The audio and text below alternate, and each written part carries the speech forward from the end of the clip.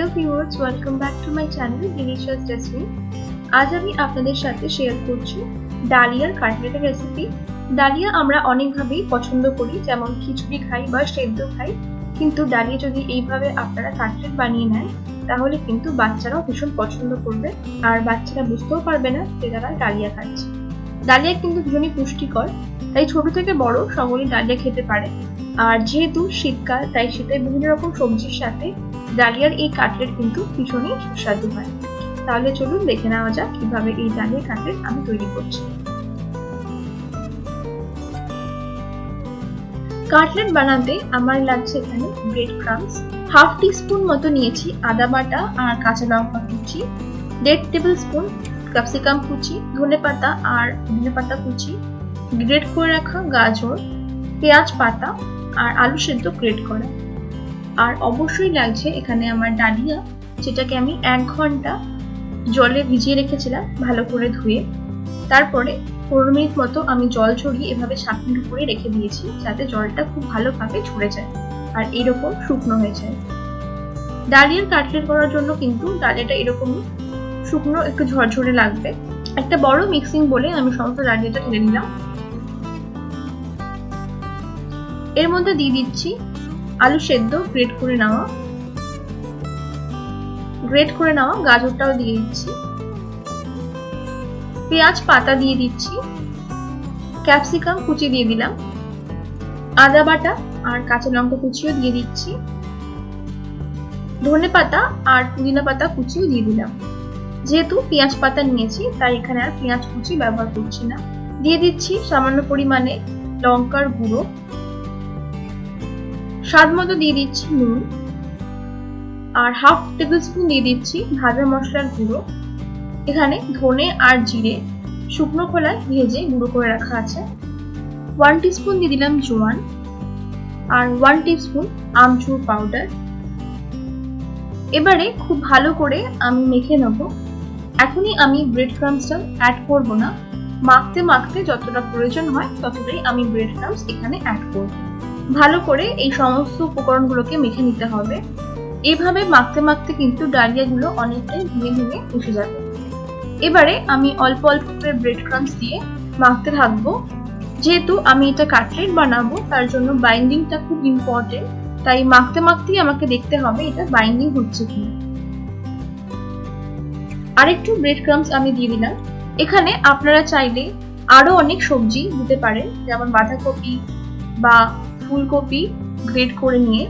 যেহেতু শীতকাল তাই অনেক রকম সবজি ভালো লাগবে। আমি সমস্ত ব্রেড ক্রাম্বসটাই এখানে অ্যাড করে দিলাম। এখানে আমার 3টে হোয়াইট ব্রেড, যেটাকে আমি গ্রাইন্ডারে একটু গ্রাইন্ড করে নিয়েছিলাম, 3টে হোয়াইট ব্রেডই আমার এখানে লেগে গেল। দেখুন এবার বাইন্ডিং তৈরি হচ্ছে, মানে ঠিকঠাক ভাবে কাটলেট তৈরি করা যাবে। এবারে হাতটাকে ধুয়ে হাতে একটু তেল মেখে নিলাম।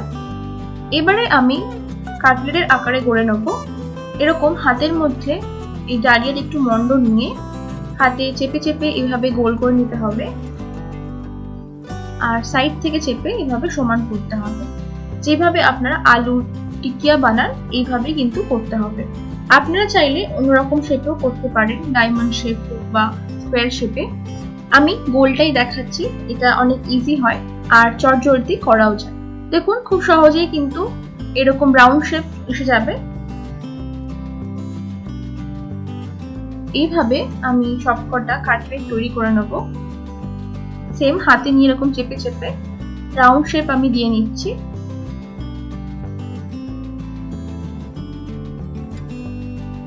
দেখুন আমি সবকটা কাটলেটই এখানে তৈরি করে ফেলেছি। এবার এগুলোকে আমি শ্যালো ফ্রাই করে নেব। শ্যালো ফ্রাই করার জন্য এখানে একটা ফ্রাইং প্যানে আমি সামান্য পরিমাণে সাদা তেল দিয়ে নিচ্ছি। তেলটাকে খুব ভালো করে আমি ছড়িয়ে দিলাম ফ্রাইং প্যানে। এবারে তেলটা গরম হয়ে গেলে দিয়ে দিচ্ছি ডালিয়ার কাটলেটগুলো। এই সময় ফ্লেমটা কিন্তু লো টু মিডিয়াম রাখবেন, হাই রাখবেন না, কারণ বাইরে থেকে লাল হয়ে যাবে আর ভালো করে ভাজা হবে না। এইভাবে ধীরে ধীরে এই কাটলেটগুলোকে ভেজে নিতে হবে। একটা সাইড আমার হয়ে গেছে, এইবার আমি উল্টে দিচ্ছি। দেখুন এরকম গোল্ডেন ব্রাউন কালার আসবে, আর এই এক একটা দিক কিন্তু ভাজতে মোটামুটি 3 থেকে 4 মিনিট সময় লাগবে, তাহলেই কিন্তু খুব ভালোভাবে ভাজা হবে। সবকটা আমি উল্টে নিয়েছি।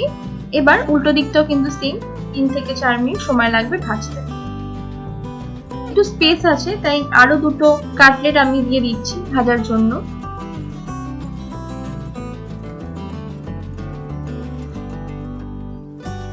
কাটলেটগুলো আমার ভাজা হয়ে গেছে, এবারে আমি তুলে নিচ্ছি।